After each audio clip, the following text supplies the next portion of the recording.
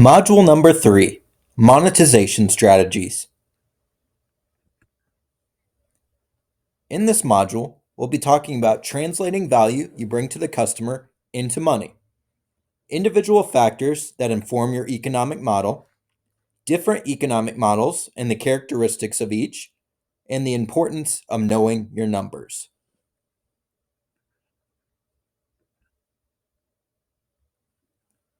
As discussed in the previous module, your business model revolves around the value you bring to the customer. Considering all the competitors that exist in the market, what would make a customer shop with you over the competition? An easy way to think about the business model is think about a brand you're loyal to. What are the reasons you continue to shop with that brand? And we see these every day. It could be like we discussed earlier, Apple versus Android. It could be Starbucks. It could be Target. There's a million brands that we see every day that we may continue to shop with again and again. So we already know the answer to this from the consumer side of things. It's just about translating that to how do I make this work for my business?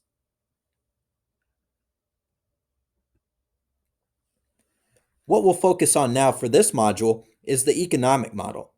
The economic model aims to explain how the various elements of a business model are translated into money.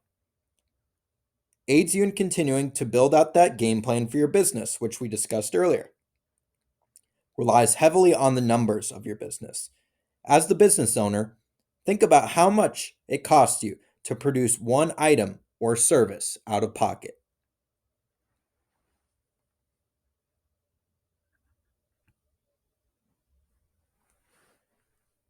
As an example, let's look at Target.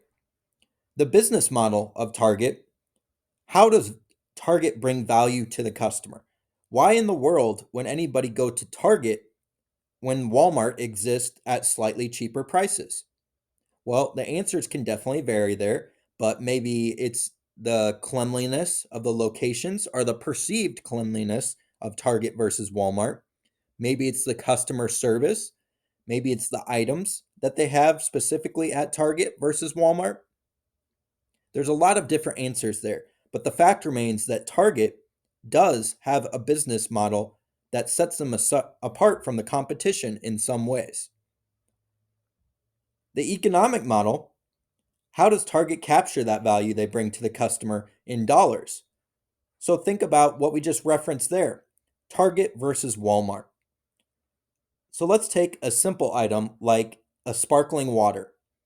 A sparkling water at Target versus Walmart, is there really that much difference in the quality of the sparkling water bottle? Or is it just simply the branding? At Target, you're likely to pay, let's say for example, 20 cents more for that same bottle of sparkling water than you would at Walmart. But people are willing to do that because of the perceived branding of Target and the business model that they've created. Do they have the same pricing strategy as competitors? Yes and no. For some items, yes. For other items, you may pay a premium at Target versus, let's say, Walmart or Amazon.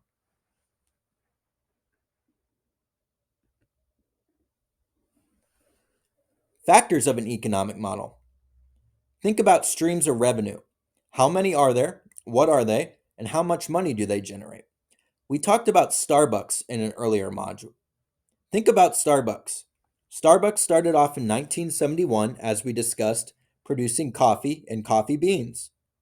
Now you think of a Starbucks store today. How many different streams of revenue are in one Starbucks location? It seems almost infinite. They've got hot coffee, hot tea, cold tea, packaged items, lunch items, cups, mugs, lids. They used to sell CDs back when CDs were popular. These are all different streams of revenue for Starbucks inside one location. How much money do they generate? Is it risky to have different streams of revenue?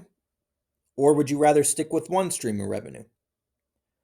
Margins per item, unit, or service. Volume. How many over a given period of time?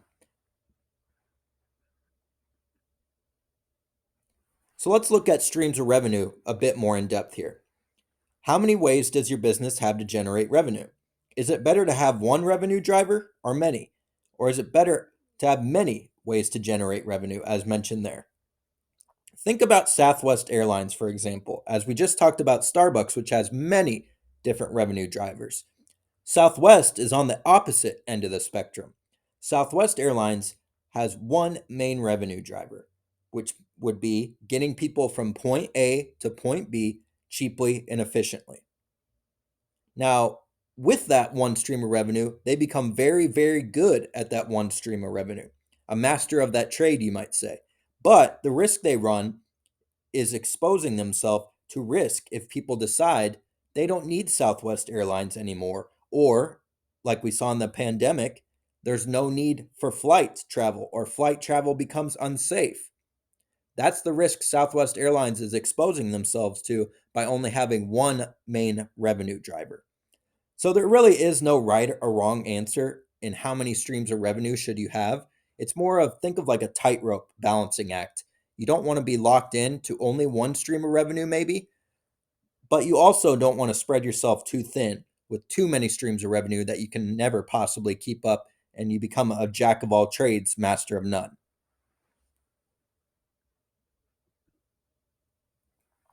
Digging into margins.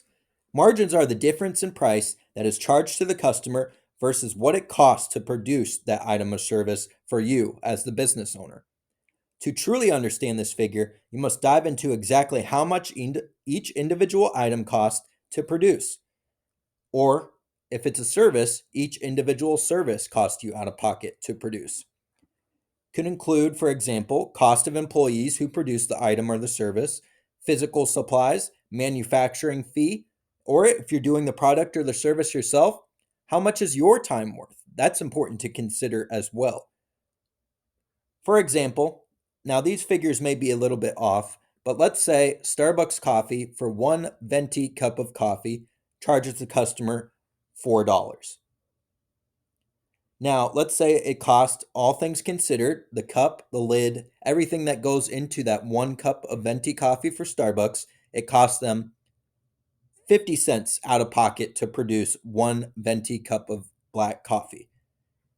So, do some quick math. You're paying $4 for that cup of coffee. It costs Starbucks 50 cents to produce. The margin for Starbucks on that cup of coffee sold is $3.50.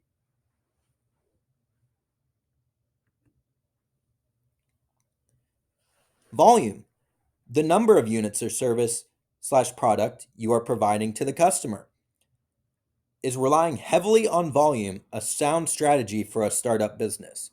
So that's a strategy we hear a lot is yes, I'm going to charge less for my product or service, but I'm just going to make up for it in volume.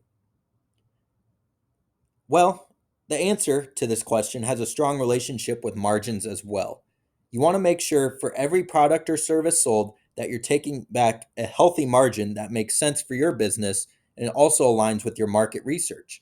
You can't just simply rely and say, I'm going to rely on volume if there's not enough customers looking for your product or service. And we'll describe this pricing strategy a little bit further in the coming slides.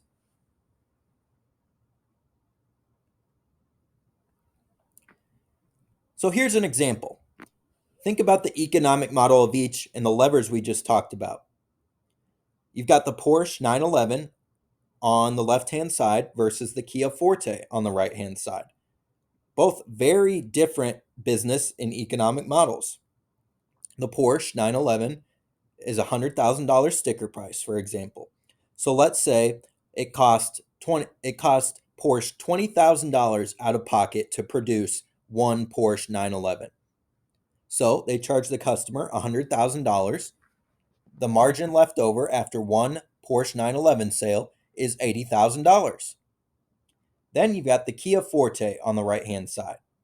So let's say it costs $10,000 to produce one Kia Forte, and they charge the customer $17,000 as seen there. So for every Kia Forte sold, they're making about $7,000 per Kia Forte. So you've got $80,000 versus $7,000 in margin. So what does Kia have to do to keep up with Porsche? Well, like we discussed in volume, they have to sell a lot more Kia Fortes. So they are selling a lower product at a lower cost. The Porsche model is built around a premium product at a premium price point. Now, there is no right or wrong answer as far as your pricing, but I do want to caution you just one thing we hear about when people are thinking about and talking about their pricing strategies.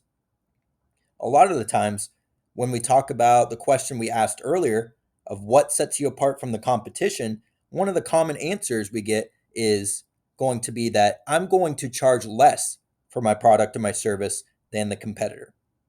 While that might sound good, if you're saying you have the premium product and you're going to create premium product service, premium customer service for the customer, then why would you charge a lower price? Because think about it as consumers. What do we associate with a lower price product?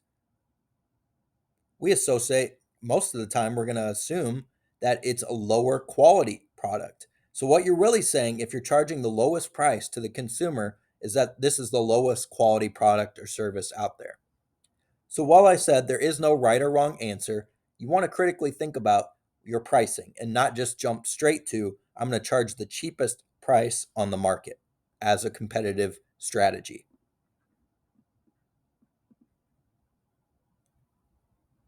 Same idea here. Think about the economic model of each. You've got Walmart versus Von Maur, which is kind of like a Nordstrom or a premium outlet you can think of for that Von Maur example. Let's say, for example, I'm looking to purchase a pair of jeans. If I go to Walmart to purchase a pair of jeans, am I expecting a employee in a Walmart vest to walk up to me while I'm looking in the men's aisle and make sure that I'm getting seen to the proper racks and to get seen to the dressing room? No, I'm not expecting that. And at many Walmart locations now, I don't even have to have any interaction with a Walmart employee. I can even do the checkout myself at the self checkout. So I can go into Walmart, have the customer experience entirely to myself, and get out of there with a pair of jeans. What am I expecting to pay for those jeans when I walk into Walmart? Probably anywhere, I'd imagine, from $15 on the low end all the way up to say let's say $30 on the high end at Walmart. So that's what I'm expecting, and I'm not expecting premium customer service for that. But on the other hand, if I walk into a Von Maur, what am I expecting? I'm expecting a premium product and premium customer service. I'm expecting someone to ask how I'm doing when I walk in, to make sure I'm getting seen to the proper aisles if I need assistance, to make sure that the jeans are getting put away and I get the proper fit of jeans that I'm looking for. These are all the things that I'm expecting when I go into a premium outlet like Von Maur or Nordstrom's or Macy's. But for that, am I expecting to pay Walmart prices? No, I'm paying a premium amount as well for those pair of jeans at that Von Maur outlet. Let's say, whereas in Walmart, I was expecting $15 to $30. I'll say if I walk into Von Maur, I'm expecting anywhere from $40 all the way up to $150 for a pair of jeans. Both very different economic models and different ways of doing things. Neither is right or wrong, and maybe you might find yourself somewhere in the middle. But do critically think about these different models and how they would apply to your product or your service.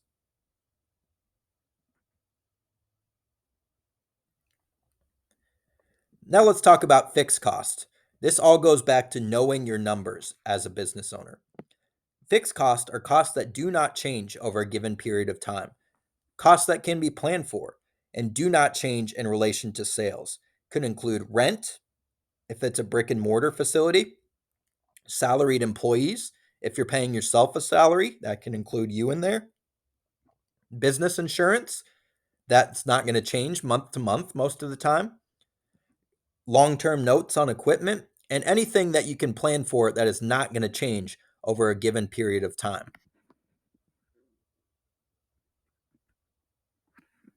On the other hand, you have variable costs you have to consider as well. Those are costs that change over a given period of time. Cost differences could be due to changes in sales or difference in costs out of pocket. For example, If you have hourly employees, their hours may change seasonally or month over month, so you have to pay out more or less depending on the number of hours worked per employee. Materials cost, those can ebb and flow with supply and demand. Transportation, as we've seen post COVID. Shipping, there can be shipping delays, there can be heavy shipping costs. Utilities, typically, they could be fixed depending on your arrangement, but most of the time they're going to slightly vary month to month if you're responsible for the utilities at your business location.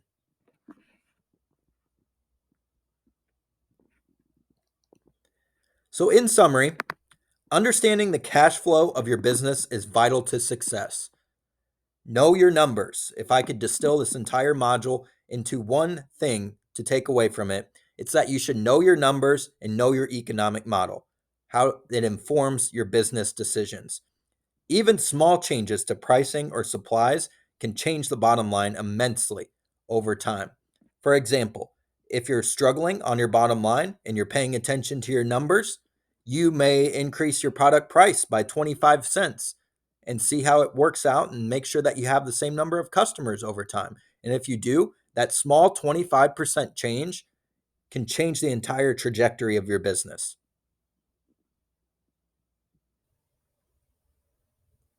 In addition to the concepts we talked about in this module, I would implore you to also visit score.org and search out their free financial templates available.